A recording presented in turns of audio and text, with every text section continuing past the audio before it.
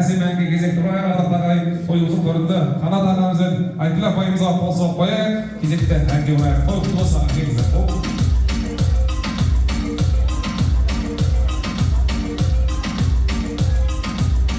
Ассалаумағалейкум.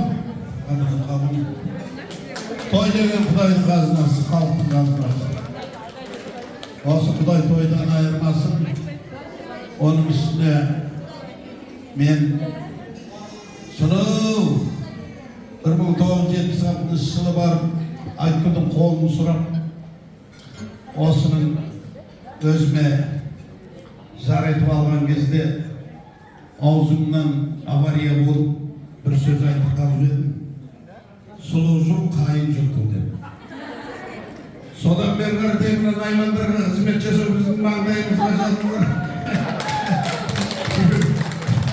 Иә, енді айтады ғой, найман жоқ елдегі, найманнан қатынан маған ер жейтін. Кейін кезде мен өзімді қосып алдым.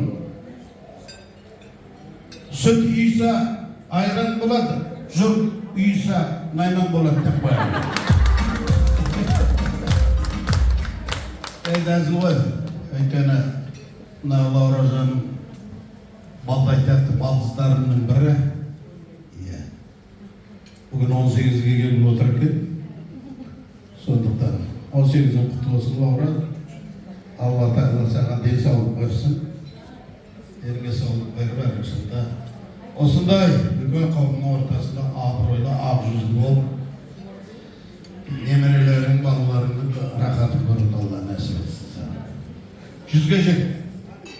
Енді Айткүл екеуміз бүгін айтатын әндеріміздің бәрі саған арналады. Мынау қазақ қызды қашанда төрге шығарып, Маралға теңеге, Құралайға теңеге, Киікке теңеге, ендеше